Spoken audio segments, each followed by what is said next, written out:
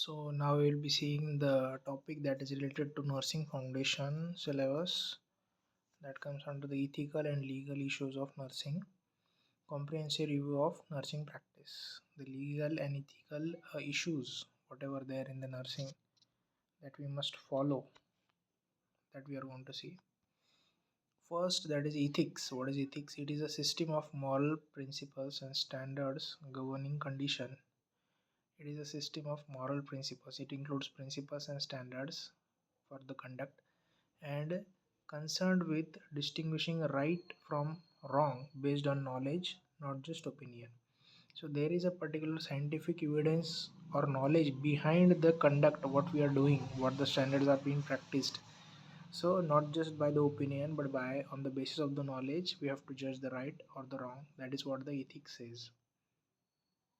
The next, that is a nursing ethics.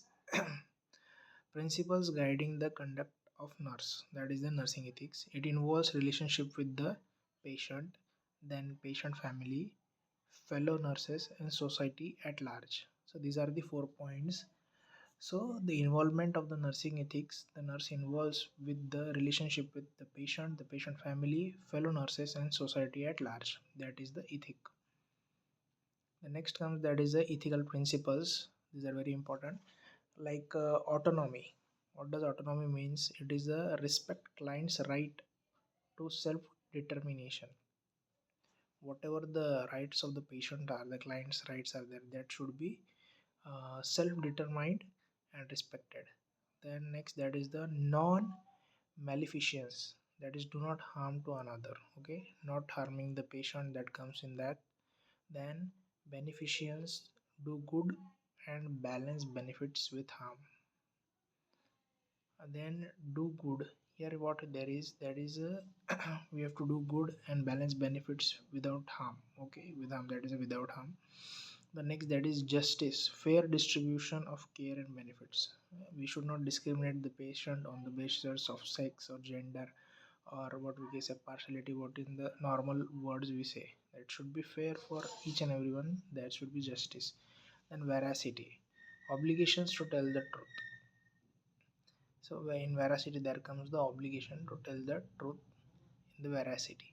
Then fidelity, keeping promises and commitments. That is a keeping promises, that the trust, what the trust the patient has in the nurse, it has to be kept. That comes in the fidelity. So these are the basic ethical principles. Importantly, they could be asked in the MCQs. Then ethical dilemma, that is a definition says conflict between two or more ethical principles. Nurses must choose between the unsatisfactory alternative. For nurses have to, when there is a conflict between the two or more ethical principles, the nurse has to choose between the unsatisfactory alternatives. Then standards of care, guidelines outlining what client can expect from the nursing care. That is the first.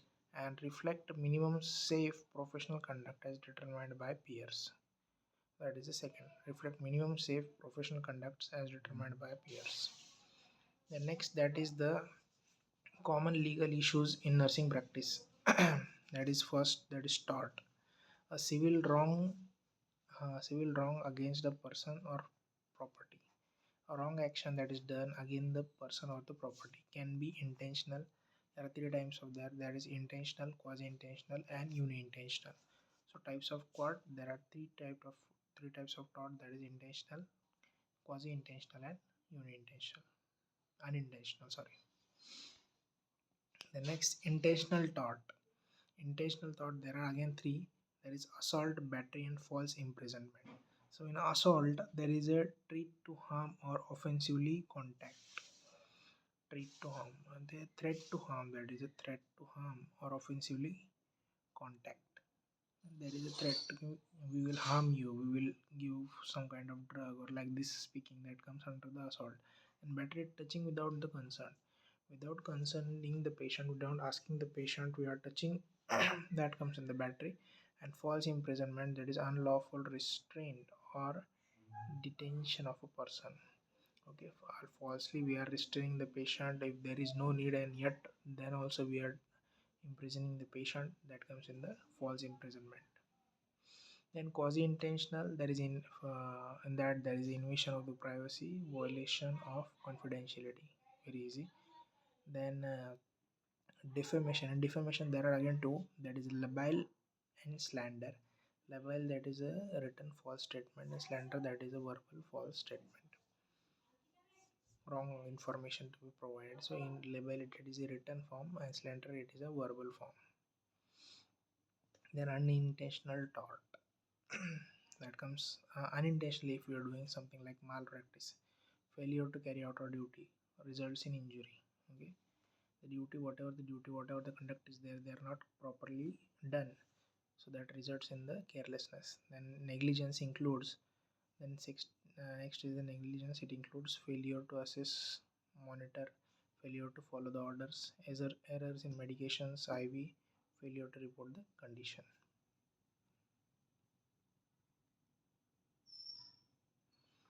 Then next, that is an informed consent, a voluntary agreement by the competent patient for. A voluntary agreement we have to take for each and everything, that is for treatment or institutional care or research participation. Must be fully informed and mentally competent. The person of which we are taking the consent should be fully informed about the procedure or about the agreement in what we are involving him, and the patient should be mentally competent.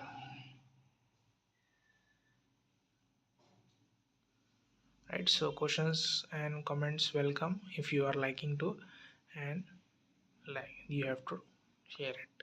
Thanks.